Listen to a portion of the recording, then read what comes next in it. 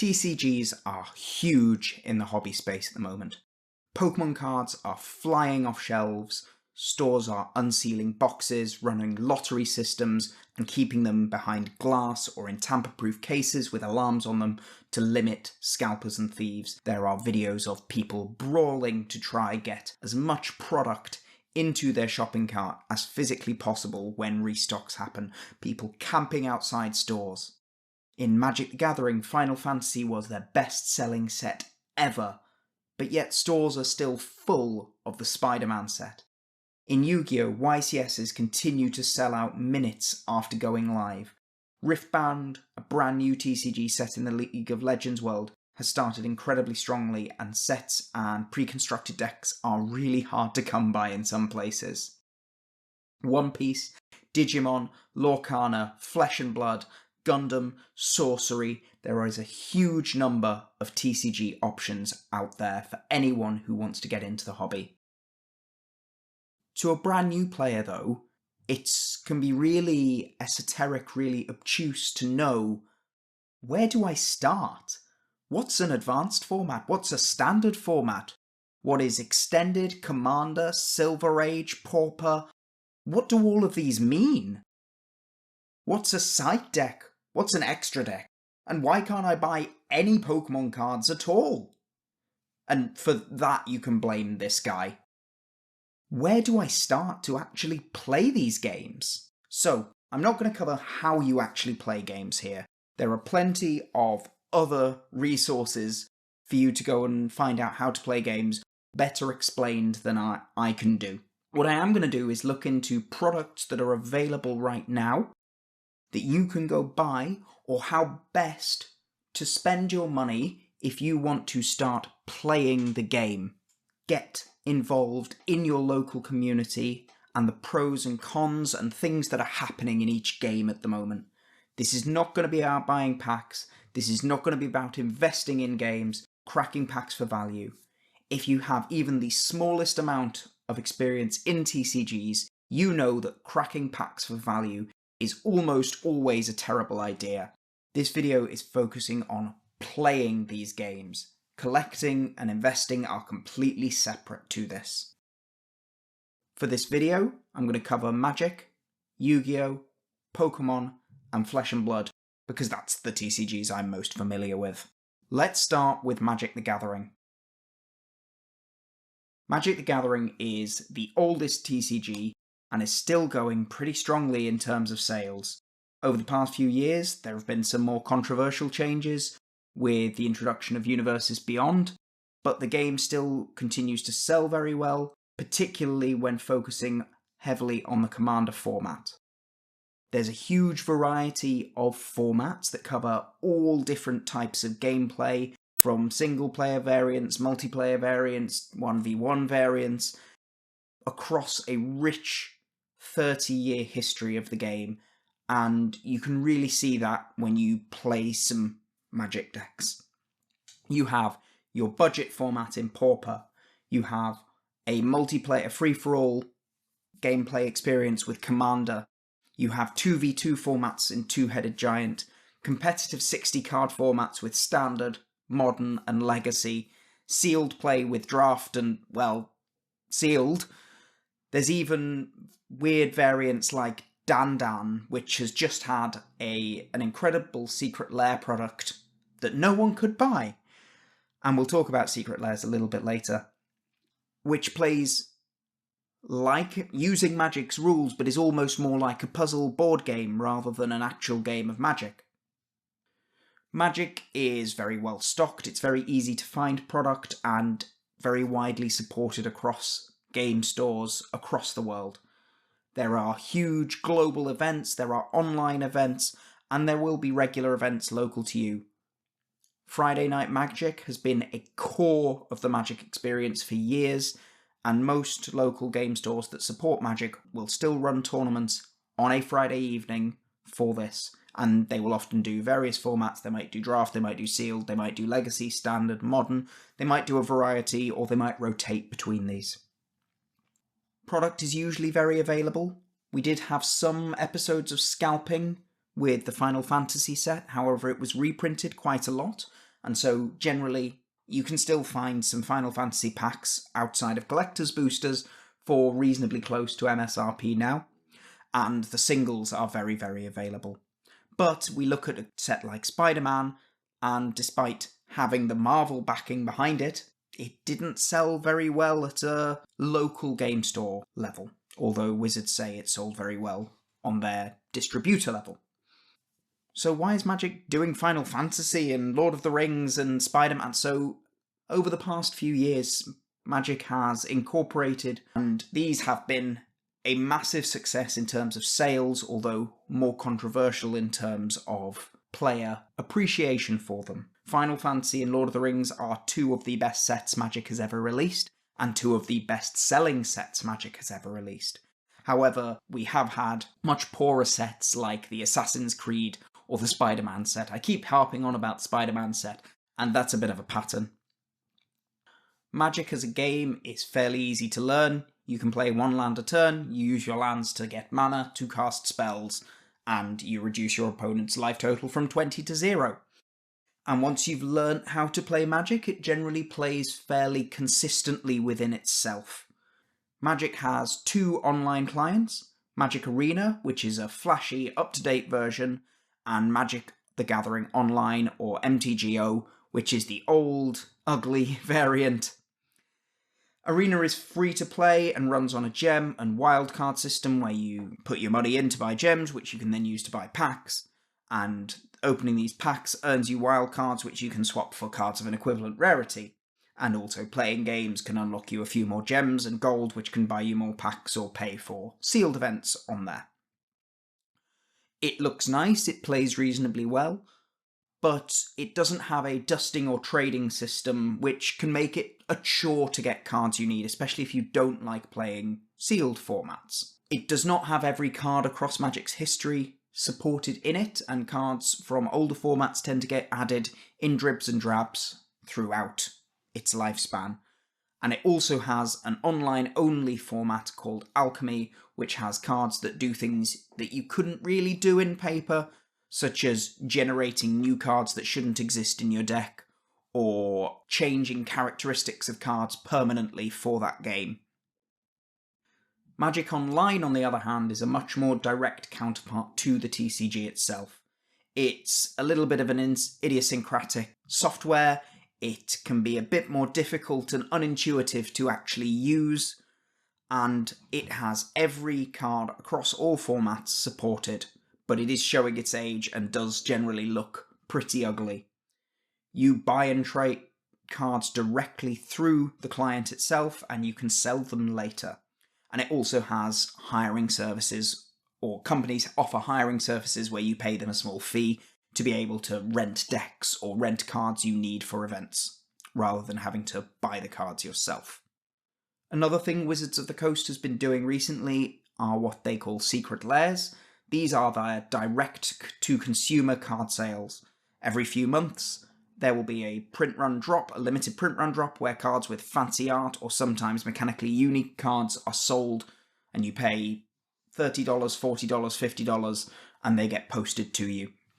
This has been, again, received some mixed responses from the community.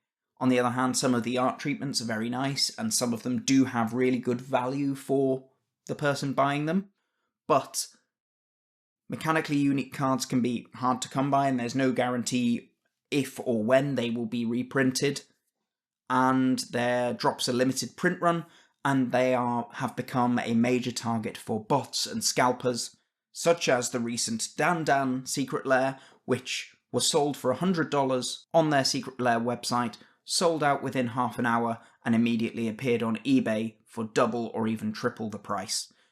And people often wait in huge queues for hours on end, and then get to the end of the queue and find out everything they were trying to buy has now sold out.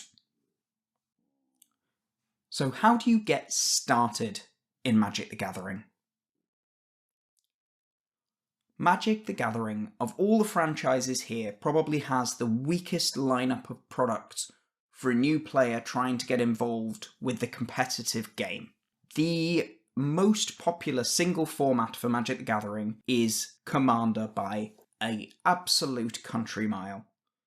It gets regular product releases, and generally almost with every set, but it's a 100-card singleton multiplayer format, which can lead to very complex game states. It follows completely different deck building rules. It uses cards all across Magic's history. So there are cards from 1993 that you play in Commander. In fact, the card Sol Ring, which is one of the most important cards ever in Commander. Fortunately, it's printed in every Commander pre-constructed deck. And that can make it overwhelming for new players. Now, there are plenty of players who learnt to play with Commander, and plenty of players who only play Commander. But that's the only format that really has a good pre-constructed product you can buy to get involved with it. If you want to start with Commander, you've got a huge wealth of options. Pick any recent pre-constructed Commander deck. Make sure you're paying at or around MSRP for it. Please don't pay inflated prices for these. They've printed loads of them. So, the recent ones from Lorwyn Eclipsed are very good. We're about to get some new ones for the set Secrets of Strixhaven. Some of the Final Fantasy ones are still available. They're slightly more expensive because they are considered universes beyond. The Teenage Mutant Ninja Turtles one I would probably avoid because it's less a coherent deck and more a collection of fun Turtles cards, although it does have some excellent reprints in it, and it is a little bit more expensive. Then, once you've found a deck you like, play it for a while, learn how the game feels, and if you like it, then upgrade it, buy some singles for it. And just make edits as you learn and play. Don't go and spend vast sums of money on a single Commander deck before you know you're going to enjoy it. Every Magic player has made that mistake before. Don't make that mistake right at the start of learning the game. But what if you want to play a 60-card format? Standard, Magic's so-called premier format, is made of the most recent sets from the past few years, so it's a smaller card pool, although the card pool is absolutely massive at the moment for a standard format. But there isn't really any good product for it. Wizards has made things called challenger decks in the past, and the first few waves of these were really, really good introductory points for Standard. They were a 60-card deck, they were usually relevant competitive decks, they had relevant reprints in that could have been quite expensive, and they came with a sideboard. But now they've released some 60-card theme decks that don't follow any specific metagame adjacent deck, and they offer any real financial incentive to purchase these decks in terms of reprints, and there's no real way to upgrade them into a competitive form. So if you want to start in Standard, there's no really good product for you. My personal favourite way to introduce someone to play Magic is with sealed play, and this is how I taught my partner to play Magic the Gathering. Get 6 packs each, or sometimes your local game store might have leftover pre-release kits. Find a friend to play with them, get 6 packs each, get some basic lands, and crack those packs and build decks out of those packs. It means that you're on an even footing with a more advanced player who might have more access to cards than you previously, but if you just use what you open from 6 packs, it's entirely down to luck of the draw and how you build your deck. Use them to help you build your deck. Don't just build the deck by yourself if you're brand new. And learn how to play that way. The games will be slower, they'll be more grindy, and it will really give you an idea of what the game can feel like. But, of course, the disadvantage to this is it doesn't give you a deck you can play week in, week out, unless your store has a sealed league, where you start from a sealed pool of cards and you add cards every few weeks with booster packs you open. So the final option, and indeed is an option for every single card game here, is that you buy the singles. Go and find a deck list for the format you want to play, and buy them yourself. There are loads of websites where you can buy cards online, and I'll bring some of them up here for you now. But decks are expensive, and whilst there can be budget decks, Commander decks often break 4 figures. Standard decks are around $400 at the moment. Eternal formats easily break 4 figures. There are plenty of budget guides on MTG Goldfish, Reddit forums, Discord servers, but you have to go looking for those. If you really want a good budget format though, the best format for that is undoubtedly Pauper, which is a common only format, 60 cards with a sideboard, 1v1, only commons allowed. It's a non-rotating eternal format, so it has a massive card pool. It's supported by Wizards of the Coast. Basically, no deck in that format is more than $100. So if you are adamant you want to play a 60-card format cheaply, and your community has people who play Pauper, Pauper is an excellent place to start as a new player. So that's my recommendations for Magic. Let's have a look at Yu-Gi-Oh! Yu-Gi-Oh! Is the TCG that I am most familiar with, and has just finished celebrating its 25th anniversary, which it celebrated for almost 2 years. Yu-Gi-Oh!, whilst very popular as a game amongst its player base, has been struggling over the past few years with things like poor event prizing. Yu-Gi-Oh! Famously doesn't reward monetary prizing for its tournaments, so players were getting boxes of the new set, a useless prize card that was essentially just a vanilla because they tried making competitively viable prize cards and they ended up with huge multi-$1,000 price tags on them. Secondly, Yu-Gi-Oh! Has notoriously poor value in sealed product, and this has meant that sealed boxes are often available below MSRP months after their release because no one wants them, because there's one good card in there and you may as well just buy that card by itself because you'll spend far less money that way. Occasionally we see incredible sets like Rage of the Abyss, which is the exception rather than the rule. However, over the past little while, Konami has made some changes. They've released stamped tournament prize cards, and these are often competitively viable cards, like Effect Veiler, which command a premium.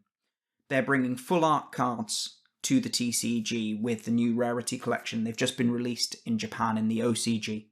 A new format called Genesis has been released and has just improved the format and reputation of Yu-Gi-Oh! Somewhat, and the dooming online has lessened ever so slightly. Yu-Gi-Oh! Again is a very popular game with lots of local, regional and wider tournament support. Major events called YCSs frequently sell out very rapidly, and stores will offer special packs called OTS packs as participation and prizing for attending their local tournaments, and these often contain needed reprints or valuable alternate rarity versions of cards that you can put into your decks. Yu-Gi-Oh! Is technically simple to learn. However, a basic how to play Yu-Gi-Oh! Guide will not teach you how the game is played now.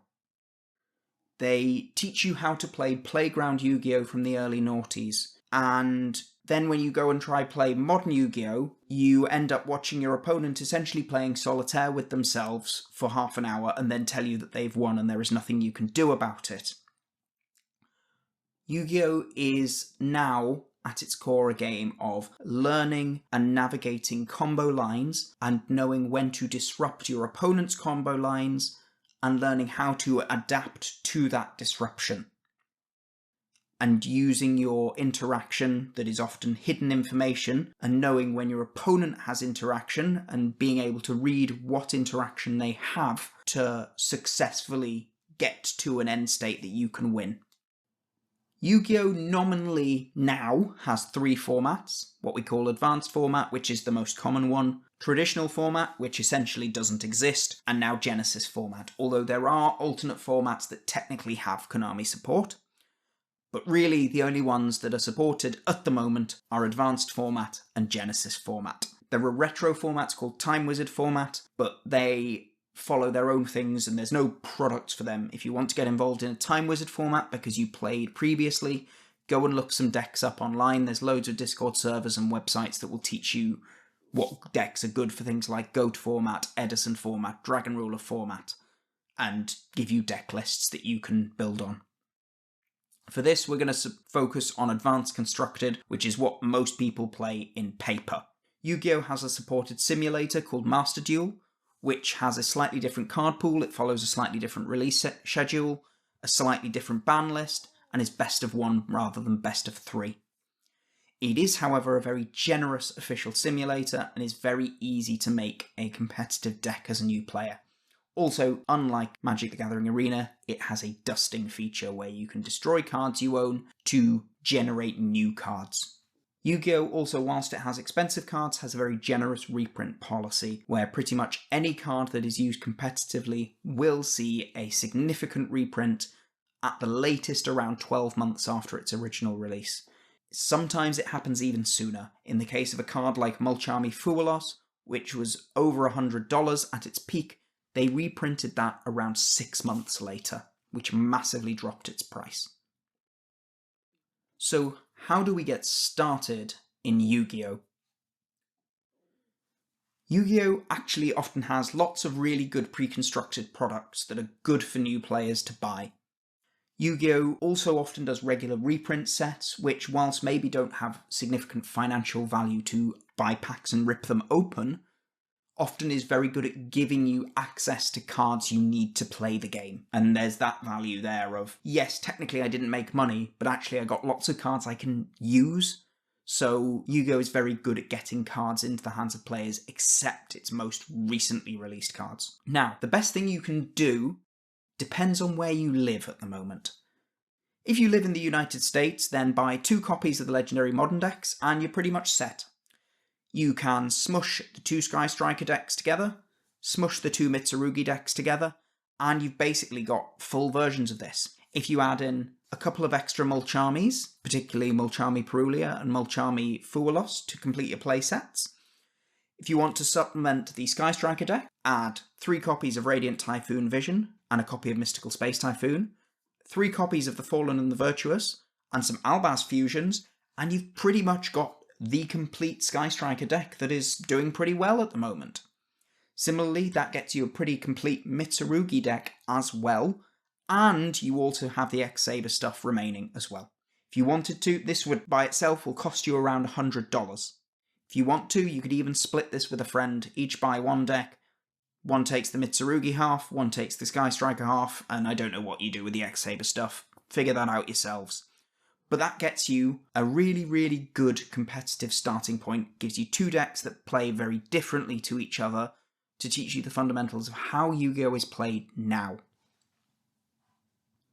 If you live outside the States, however, the Legendary Modern decks were delayed because there were printing errors in the product. So the best starter product you can do right now is to get the Chronicles deck, Fallen and the Virtuous. Get 3 copies of that, and smush them together. There's loads of tutorials about how to do that online. And make a branded deck. If you want to add some singles to that as well, get a copy of Albion the Sanctifier Dragon, which has recently had a reprint, and then an Ido the Supreme Magical Force as your target for Albion. Get some Mulchamis, as previously mentioned, a couple of Ash Blossoms, and you're pretty much good to go. If you like the deck then, consider picking up a new copy, the new card Fallen of the White Dragon, and the new Synchro Monster 4 branded. But don't do those straight away, because that will set you back another $100 for just 3 cards at that point. I would start with 3 copies of the Chronicles deck, mix them together, maybe supplement with a couple of other singles if you want to. Play that for a little while, learn how the deck feels, and then you can go a bit further if you're enjoying the deck. The other option if you live outside the States is just to wait a little bit longer. We will be getting the Legendary Modern decks soon. I believe they're coming out at the end of April. Another option, if you want a slightly different deck, is the Blue Eyes deck, which is still very competent if you want to buy some singles. This will require you to buy a few more singles, particularly the Primite cards, which gives you a deck which allows you to play Blue Eyes in 2026. I would avoid the recent Charmer deck, which isn't nearly as strong and doesn't nearly have as a coherent game plan as these other 2. So, let's look at Pokemon. Did you know there's a game you can play with the Pokemon cards you bought at vastly inflated prices from a scalper? One that isn't simulating a virtual stock market or beating up 8-year-olds so you can immediately log onto eBay and sell your shiny cardboard for double the price you just paid for it.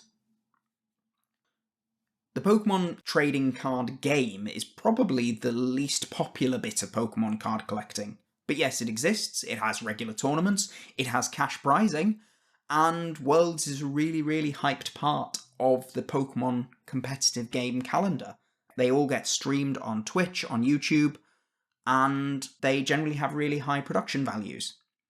It's got a bit of a reputation as a baby game, and yes, it probably is easier to pick up than other games, especially due to things like the lack of interaction on your opponent's turn, that make it a bit easier to pick up and play than some of the other games. But its highest level, small sequencing errors can just cost you a game out of nowhere. Things like activating certain effects in slightly the wrong order can just completely spiral a game out of your control. Pokemon has an online simulator called Pokemon TCG Live, and Pokemon products all come with code cards that you can enter into this. So if you buy a product, if you buy a pre-constructed deck, if you buy some booster packs, they all have code cards that you can enter into this to unlock cards in there. It's also pretty generous free-to-play model, and there are loads of people on Discord servers, Reddits and so on who will give their code cards away for free because they don't play. So, how do you get started in the Pokemon TCG? Buy singles. Just buy singles. There's nothing more to say about this. Okay, we'll talk a little bit more about this. Just look at a deck list and buy it. Pokemon decks are cheap. Most competitive Pokemon decks, I'm talking the most competitive Pokemon decks, cost in the realm of $30 to $50.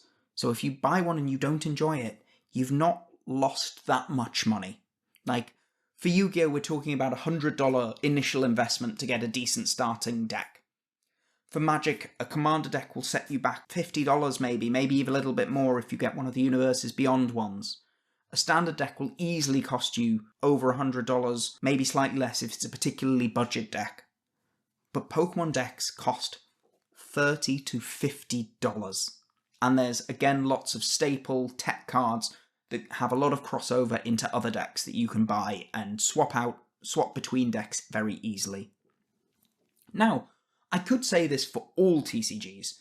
Buying singles in the long run will be cheaper than buying sealed product. You get exactly the cards you need, you don't get anything extra, and you don't have to worry about having to pull stuff. And this is even more important for Pokemon due to the current market for sealed product, specifically booster pack containing sealed products.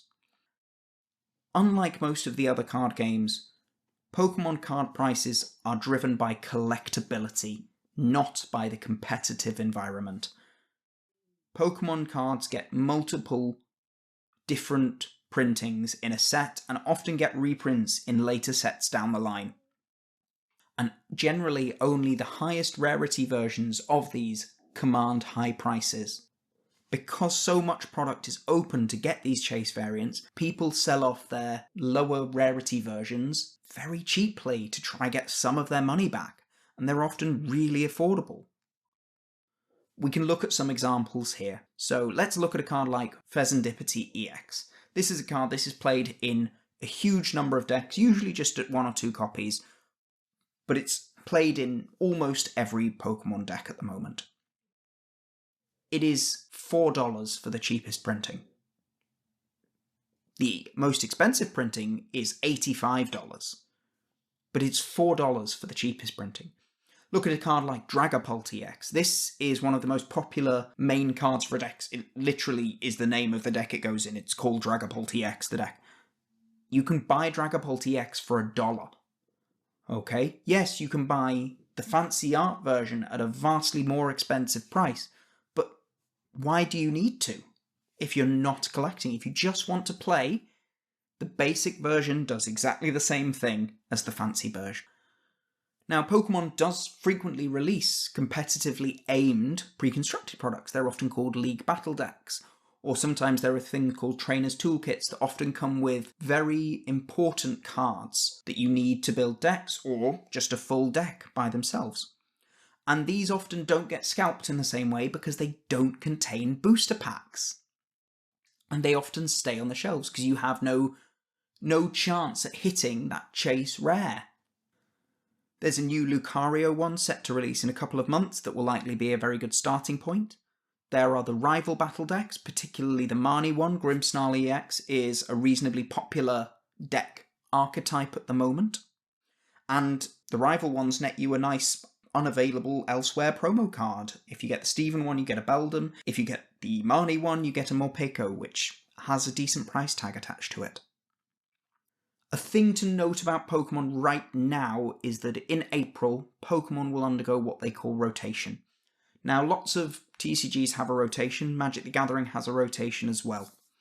But just because of when the Pokemon one is happening, I feel it's more pertinent to bring up right now. What rotation is where the oldest cards in the format leave the format to keep the format manageable and so to encourage players to buy new cards.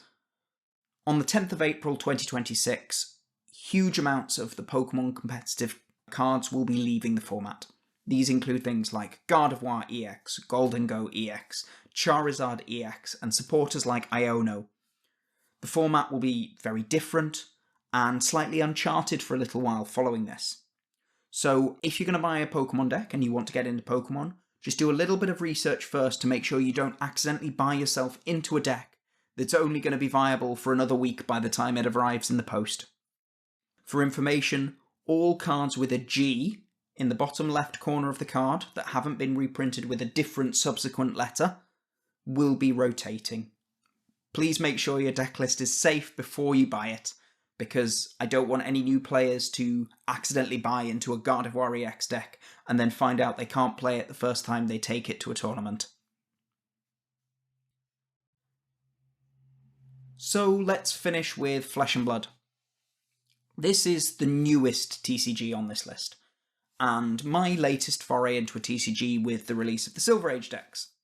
It's started about 6.5 years ago, and is aiming to just continually grow a competitive circuit. They really try to market themselves as a TCG for competitive players. It inverts the feeling of a normal TCG, where instead of starting at your weakest and building up a board state to be stronger, you actually start the game as the strongest you will ever be. The game tries to have the feel of you being a warrior dueling against your opponent, and the core part of it is optimizing the quality of your hand and getting as much value out of your hand of cards every turn. And it can make the deck a bit more difficult to pick up for a new player. It's a smaller game than the other three because it's newer, and for that reason, local tournaments and single cards can be harder to find, but they are available.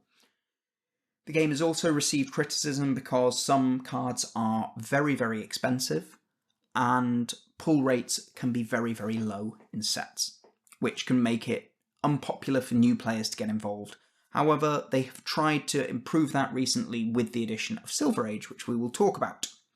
There's no official simulator for Flesh and Blood, but there is Talishar, which is unofficial, but the creators of Flesh and Blood, Legend Story Studios, have given their blessing to it, which allows you to practice decks online. There's also Felt Table, which allows you to practice pre-constructed decks against a CPU. So how do you start? And this is very, very easy, really. You pick up one of the new Silver Age decks. $20, and you have essentially a complete competitive deck for any of the 10 heroes released right now, and there'll be 5 more coming in June. If you don't like any of the options, Silver Age is Flesh and Blood's equivalent of a pauper format, where only common and rare cards are legal. That means most decks in this format are going to be cheap. You can buy most of these cards for a few pennies at a time, and swapping between decks is really easy. Because of the slightly smaller card pool and the reduced power level of cards, it's generally simpler to learn than something like the standard form Classic Constructed, where you're playing against a whole card pool. If you want to try Classic Constructed, then your best start is an Armory deck. Almost certainly that will give you the most bang for your buck in terms of just getting started. There's Ira, there's Arachne, there's going to be a new one called Hala being released in the next couple of weeks. These often require more upgrades than the Silver Age decks to get them to an equivalent competitive point, and as I said, upgrades for staples and high rarity cards can be very expensive. You'll also need to get a sideboard for these Armory decks, which the Silver Age decks actually come with. And I would generally recommend you start with Silver Age first to get a feel of the game, and then if you like the game, you like the flow of the game, and you want to try Classic Constructed, make your move then. The game is complex, and having an idea of how the game plays before you decide to take that full leap into the main format will be really beneficial to you in the long run. So, TCGs are a huge part of the hobby space, and they can be really obtuse, they can be really expensive, and really difficult to find your way in. And a lot of these TCGs, especially Magic to me, when I was doing the research for this, I was like, Magic really has no products for new players that actually get you into the standard format, get you into any really competitive format. And they all have a slightly different way of doing it. And I'd really like Magic specifically to have an actual entry point for new players into standard. All the other games have a much better avenue. Pokemon, yes, the best way is to buy singles, but they do release competitive products for people to actually play the TCG. Yu-Gi-Oh! Has regular reprints of staple cards and regular pre-constructed decks that it's generally very easy to mash together into a functional deck that you can take to a local tournament. And my favourite individual product is the Flesh and Blood's Silver Age decks. There's a lot of discussion in Flesh and Blood communities that they almost made these too good, because where do they go from here? Can they ban cards in those decks if they're too strong? And I think they are the perfect introductory product for any new player for a TCG, and I think more TCGs should be taking a look at what they have made here and working to emulate that. I really hope this video has been somewhat informative for anyone who's looking to get involved in a TCG. They really are great hobbies. They help a long way with socializing, especially if you really struggle with socializing. And you can get involved obviously in the competitive side, in the collectible side. There's lots of communities online for these. They can encourage you to travel around different parts of your country or even the world to go to events, and you will meet and make friends with a lot of people in taking part in these hobbies. So I hope you find something to enjoy them, and I hope that this video has helped you think about how best to get involved with one of these yourselves. Thanks for watching.